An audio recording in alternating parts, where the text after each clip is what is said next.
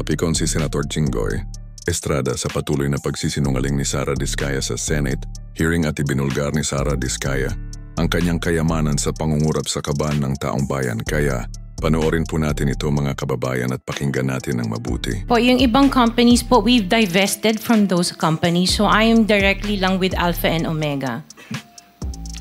Vested. Interjection, Mr. Chair, with the permission of Senator Erwin. Go ahead. Go ahead. Salamat, Mr. Chair at Senator Erwin. Actually, when my time comes to question, ma'am, Ms. Diskaya, hindi lang po isa, hindi lang po tatlong kumpanya tulad ng sinabi ni Senator Erwin. Siyam na kumpanya ang ipapakonfirm ko sa inyo na actually, kayo at kayo pa rin po. Kayo pa rin po ang may-ari. Salamat po, Senator Erwin, Mr. Chair. Maraming salamat, Mr. Chair. Can I go to the Commission on Audit now, Mr. Chair, if they're here? Before that, I think you need to also pursue that initial question you had with PICAB. Kasi we heard that PICAB, upon the direction of the President of the Philippines in connection with the identified 15 contractors in anomalous flood control projects, it triggered an investigation from your office. And I believe somebody told me that you communicated directly with the DPWH to be able to pursue investigation insofar as the 15 contractors are concerned.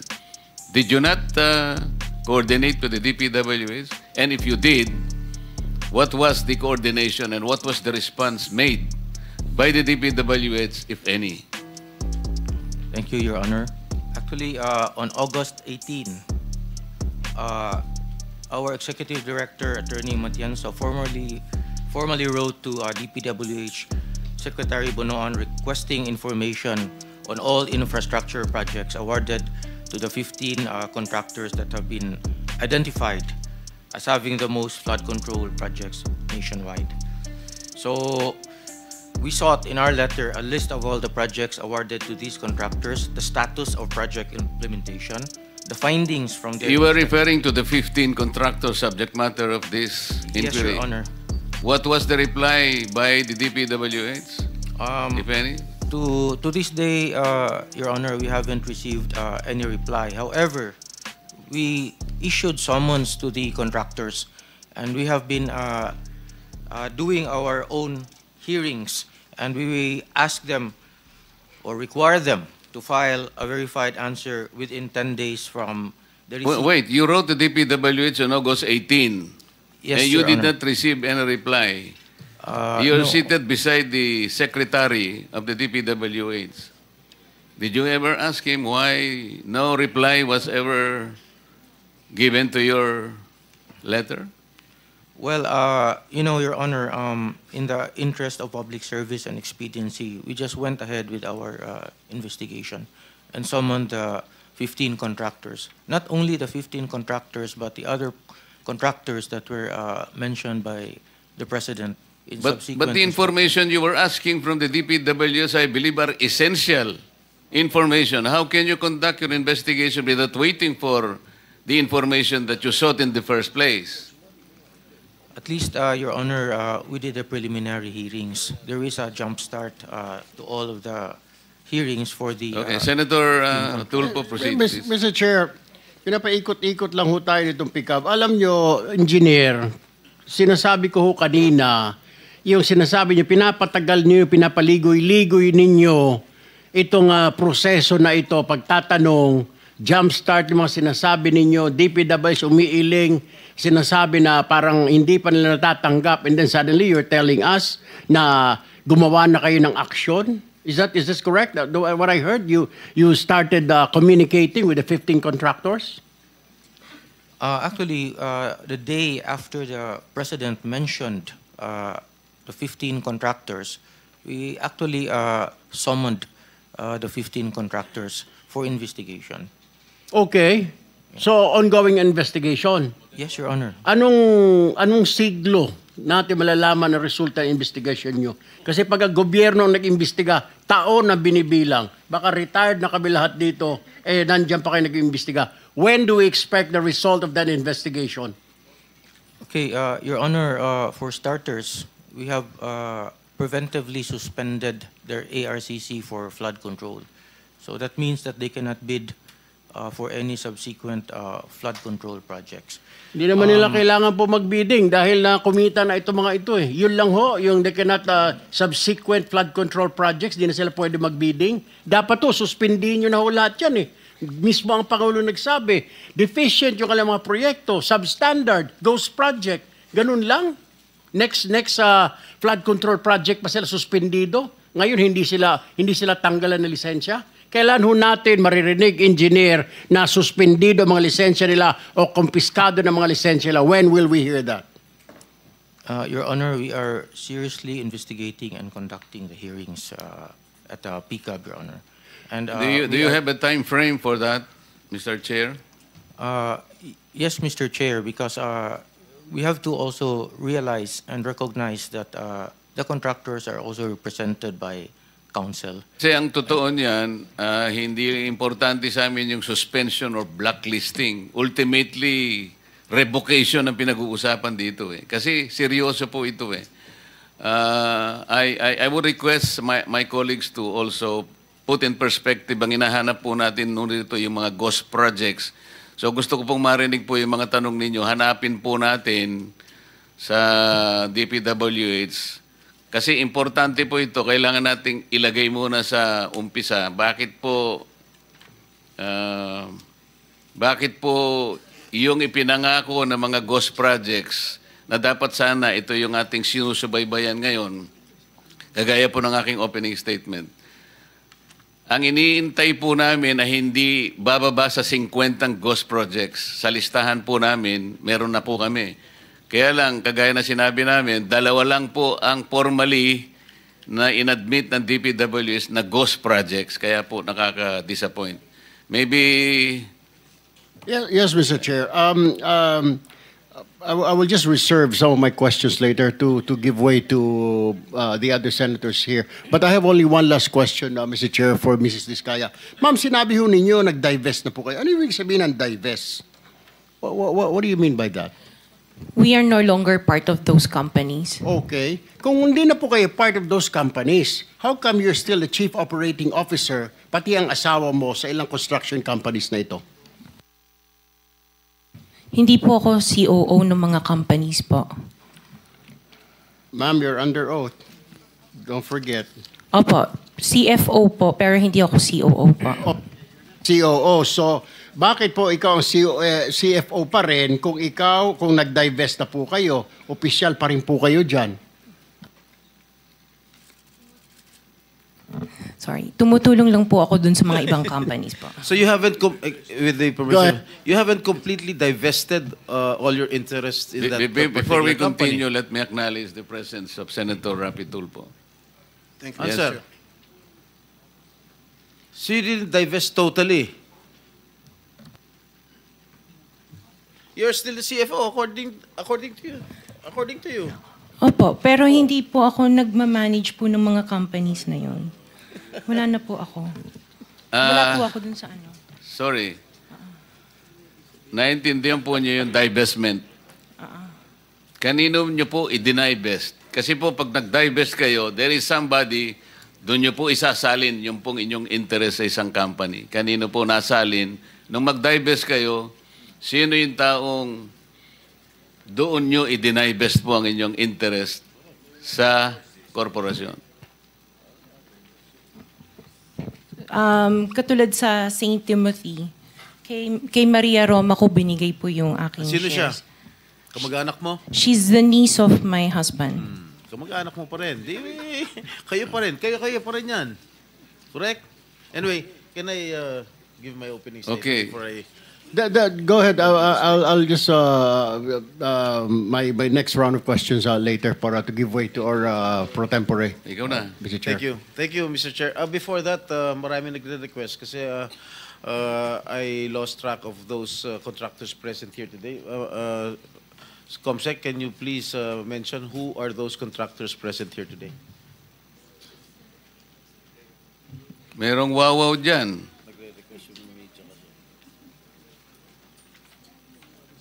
Mr. Chair, point of information with the indulgence of the SP Pro Temp while we're waiting for the the visuals.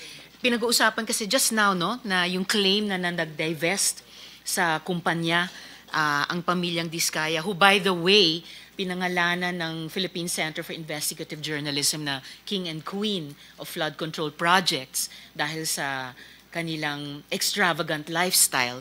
We have information na listed pa nga bilang beneficial owners sa disclosure ng St. Timothy. Yun na nga po, si Maria Roma Angeline Diskaya Rimando. So they are still connected to those companies, Mr. Chair and SP Pro Temp.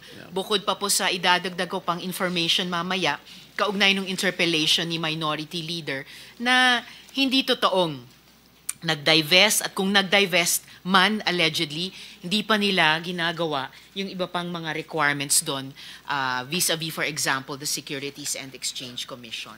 Salamat, Mr. Chair, SP Pro Temp. Noted, Senator Risa. Maybe Proceed. we can ask the COMSEC to mention those COMSEC, contractors present here today. Can you repeat the names of the listed contractors present today? Yes, Your Honor. Mr. Alex Abelido, President, Legacy Construction Corporation. Ms. Cesara Rowena Diskaya, President, Alpha and Omega General Contractor Development Corporation. Ms. Maria Roma Angeline Rimando, Owner Manager, St. Timothy Construction Corporation. Mr. Alan Kirante, Owner Proprietor QM Builders. Mr. Ernie Bagao, Owner Proprietor EGB Construction Corporation. Mr. Eumir S. Villanueva, President, Top Notch Catalyst Builders, Inc. Mr. Lawrence Lubiano, President, Centerways Construction and Development. Question our resource persons. Okay, thank you, Mr. Chair. Today, we once again tackle the issue that cuts to the core of public service: corruption in government infrastructure projects. Billions of pesos have been allocated for flood control and drainage programs intended to protect lives, properties, and livelihoods from the devastating effects of typhoons and flooding. Yet, allegations of padded contracts, ghost projects, and substandard implementation now cast doubt on whether these funds truly serve their purpose. Mr. Chair, please allow me to state this for the record. Ang sabi po ng iba, wala raw po akong karapatan na magtanong, magalit, o manindigan laban sa isyu ng korupsyon. My life and struggles are an open book. Pero ni minsan, hindi ako tumalikod sa kahit anong akusasyon o paratang laban sa akin. Hinarap ko hindi lamang kaso, kundi ang kaparusahan. At sa huli, ay napatunayan na wala po akong sala. This investigation is not about me. Huwag niyo pong ilihis ang issue. Sa ngayon, wala ni isang tao ang umaamin. Walang gustong managot. At kung pwede, lahat ay magpapalusot. This investigation is about transparency and accountability. Kung wala kayong kasalanan, magsabi kayo ng totoo, dahil kung hindi, sinisiguro ko na mananagot kayo hindi lamang sa batas at sa Senado, kundi sa taong bayan. Mr. Chair, if I may continue. Madam Tapos Diskaya. na yung 5 minutes mo. May opening ka pa kasi. O sige, The news pagbibigyan report. kita. Madam Diskaya, Sarah, it is common knowledge that you own 9 companies, namely St. Gerard, St. Timothy, Alpha and Omega, Elite General Contractor and Development Corporation, St. Matthew, Great Pacific Builders, YPR General Contractor, Amethyst Horizon Builders, and Waymaker OPC. Am I correct? Yes po. Hanggang ngayon, up to now, you own these 9 construction companies? Yes po. All right. Since you started securing contracts from the DPWH, since kailan kayo nag-umpisa? 2012? DPWH? Yes. Yes po, O, 2012. pag-usapan muna natin yung 2022 hanggang 2025. Ilan na po yung naging projects nyo sa DPWH? Marami na po. Ilan nga? I don't have the Mahigit figure. 400? Mahigit 500? Within the span of 3 years. I don't have the figures po. Estimate lang po, ballpark Give me a figure. ballpark figure. Siguro po, mga 400, ganun. I'm not Siguro. I'm really not sure. Okay. I don't have the figures with me. Sa loob, sa bawat taon, ilang bidding ang sinasalihan mo? Marami po kaming sinasalihan na bidding. All flood control projects? No po. Ano pa yung mga projects? Buildings, kalsada, Nationwide or only in Metro Manila? nationwide po. Nationwide. All right. Pero yung bulk ng mga projects na award sa ng DPWH, mostly sa Metro Manila. Am I correct? Hindi po, sa probinsya po. Sa iba-ibang lugar. No, the bulk of your contracts. Here in Metro Manila? No po, outside Metro Manila ang marami. Where na. outside? Where outside of Metro Manila? We have in Romblon, Cebu, Bohol, Bacolod, Zamboanga. Hindi naman po kami namimili ng lugar. Migos Project? Wala po. Sigurado ka? Opo, Kaya nanood definitely. ka dahil pag meron kami ma-discover na may ghost project, pakukulong kita rito. Minimum totoo. Wala po talaga. Meron ka mga pictures na lahat ng mga proyekto ginawa mo? Yes po, Nasaan? meron po kami. Lahat ng mga 400 projects, meron kang litrato? Yes po. O i-submit mo rito sa committee. Okay po. Okay. Sa mga bidding na sinasalihan mo ng mga kumpanya mo, itong siyam na kumpanya, ilang beses kayo nanalo? At ilang beses, kung natatalo rin kayo sa Actually, bidding, I ilang don't beses kayo have the natatalo? actual figures, pero sa napanalunan, very minimal lang po talaga, mga 2%. Pero ang dami namin projects po na sinasalihan na bidding. So, sa loob ng isang taon, pag nagbibidding isang kumpanya mo, halimbawa itong ano ba yun? Yung Alpha Phi Omega, ilang beses kayo nagbid sa isang taon at ilang beses kayo nanalo? Madami po kaming sinasalihan. I really don't have the figures right now, You know, but I if can... you come here, you have to come here prepared. Yes You po. do not come here unprepared. Alam mo na, tatanungin ka eh. Ikaw sikat na contractor, papa-interview ka. Oh. You have to come here prepared. Your Honor, I am prepared for the flood control projects that you are mentioning. I have the statistics of how many I bidded and how many I lost and how many I won. Okay, you mentioned it to us right now.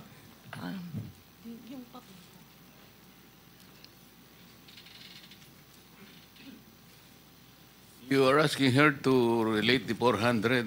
No. Parang mahirap naman yata. Hindi. 400. In 2022, I bidded for 491 projects. This is just for the flood control, Your Honor. How many projects for 491. 491? 491. I joined the bidding. Po. Oh. This is in 2022. I only got 71 projects from the 491 na sinalinan ko po. 71 only. How many companies?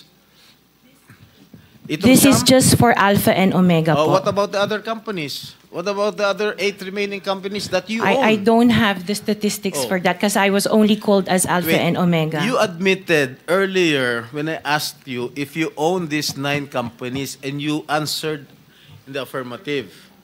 Right now I'm asking you kung ilan yung 71 flood control projects na napanalunan ninyo. Now you're only speaking in behalf of Alpha Phi Omega.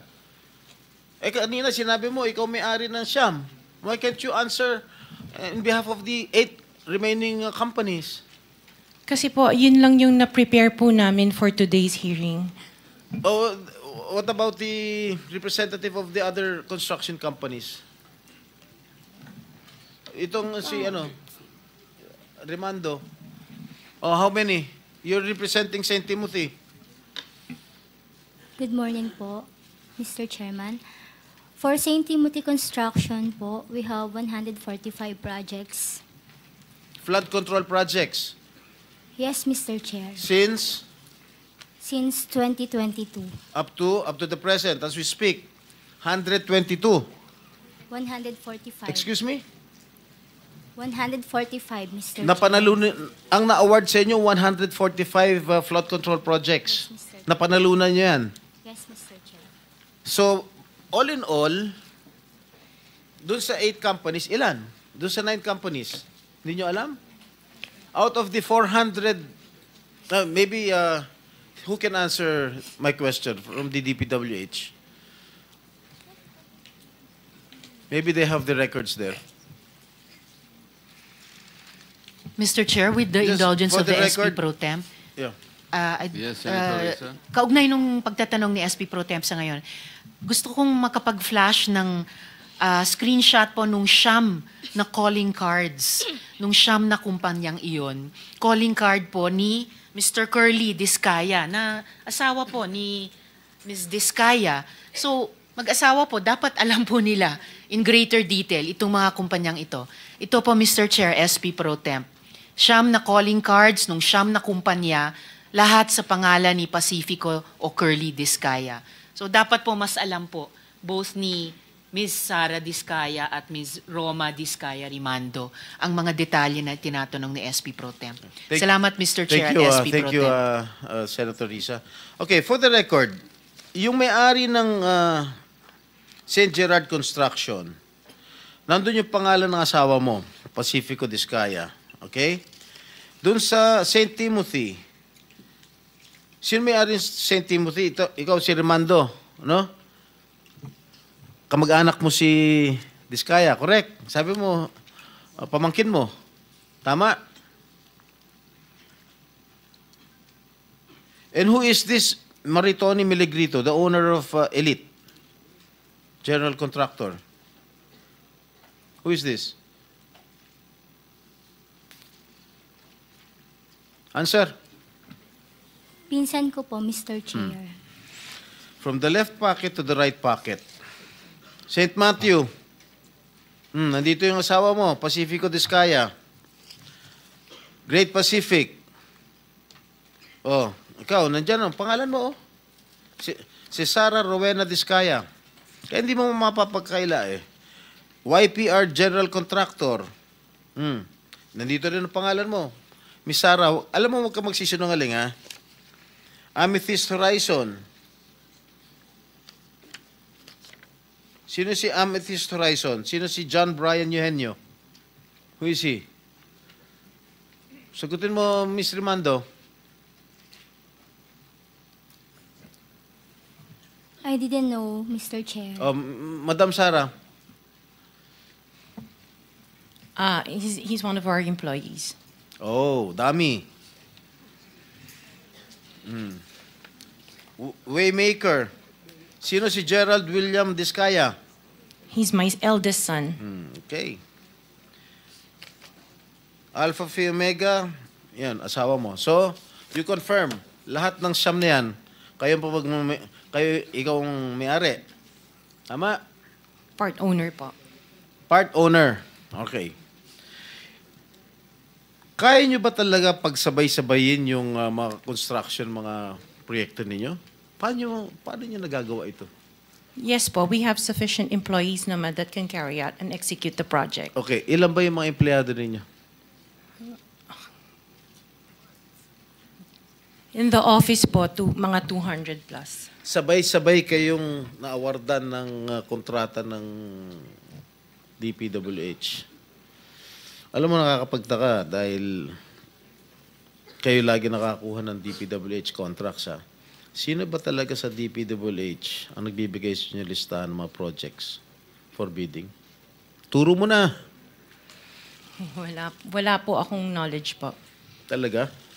Ba't Yes, nakakapagtaka dahil yung siyam na construction companies nyo, yun ang laging favored, kumbaga, sa bidding.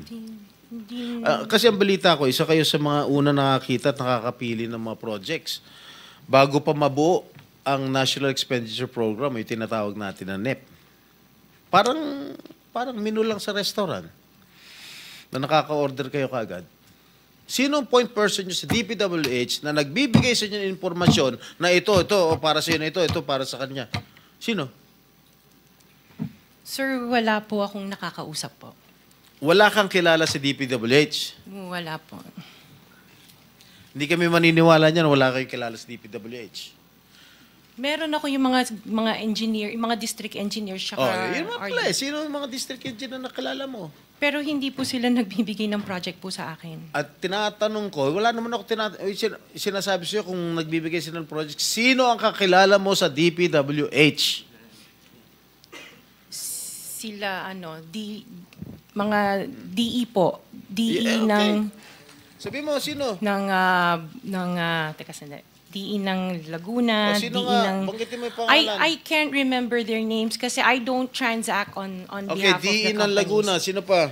DE ng Bulacan, DE ng... Is he here? Nandito ba? Yung DE ng Laguna, DE ng Bulacan, nandito ba? DE ng Bulacan nandito. Okay, paano nyo nalalaman ang mga projects for the bidding? Sino ang nagbibigay ng listahan sa'yo? We don't have a list. Naka 6 minutes ka na, erap.